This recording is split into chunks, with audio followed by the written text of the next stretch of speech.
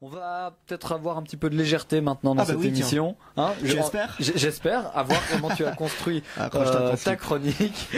Je te donne maintenant la parole, Cédric, c'est à toi. Donc ça y est, nous dit voilà. Ah, j'ai pas droit à un petit jingle. Tu veux un jingle? Écoutez, je veux un jingle. Pour vous. Voilà.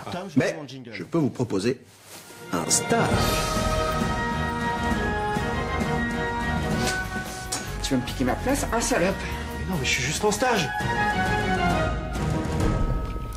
Donc ça y est, nous y voilà, les résultats de ce premier tour sont enfin tombés. Bordel, comment on s'y attendait? On l'a tous dans le cul. Contre notre volonté, je préfère préciser, parce qu'un rapport anal n'est pas forcément une punition, hein, quand par exemple on est consentant. Donc là, je dis on l'a dans le cul, je veux parler de quelque chose qu'on n'a pas envie d'avoir à cet endroit-là, parce que c'est très douloureux, comme par exemple une matraque de la BAC, par exemple.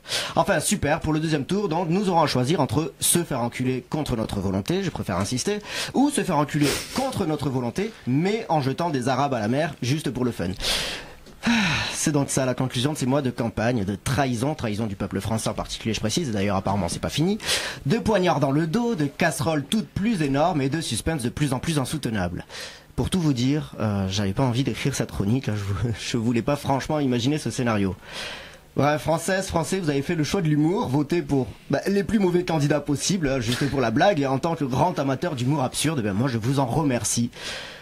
Nous vous en remercions tous d'ailleurs, j'en suis sûr. Je veux dire, vous avez clairement fait un choix adulte et réfléchi, vous n'avez pas du tout fait de la merde, ça fait plaisir. Après tout, quel meilleur choix pour faire remonter le moral des Français, n'est-ce pas, que de choisir les pires escrocs pour gouverner? C'est un choix parfaitement logique. Surtout, ça nous permet, nous, chroniqueurs politiques qui aimons bien nous bidonner, de pouvoir continuer à nous foutre de la gueule des puissants pendant les 5 prochaines années, et ça, franchement, ça n'a pas de prix. Alors, on avait eu une grosse frayeur il y a 5 ans quand Hollande s'était fait élire face à Sarko. On s'est dit ce mec il est trop sympathique pour qu'on se foute de sa gueule. Moi je voulais Sarko, c'était plus facile. Puis heureusement il s'est révélé être un beau champion aussi. Puis surtout il a nommé Manu le Magnifique en second premier ministre. Et là c'était Sarko born again, incroyable. On se croyait revenu au bon vieux temps, un vrai festival de conneries. Nadine Morano croisée avec Claude Guéant, c'est vous dire.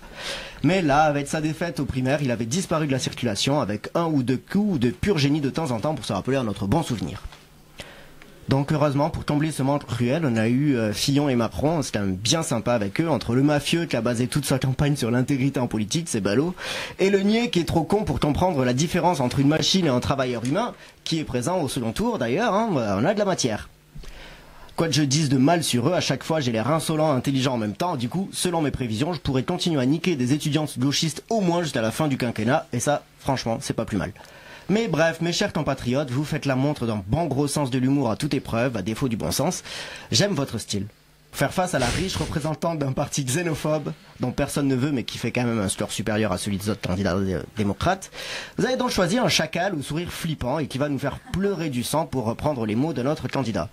Au moins, on aura du boulot à défaut d'avoir des salaires. C'est déjà la moitié de l'objectif, non? Oui, enfin, on verra. Ça c'est peut-être un petit peu plus difficile.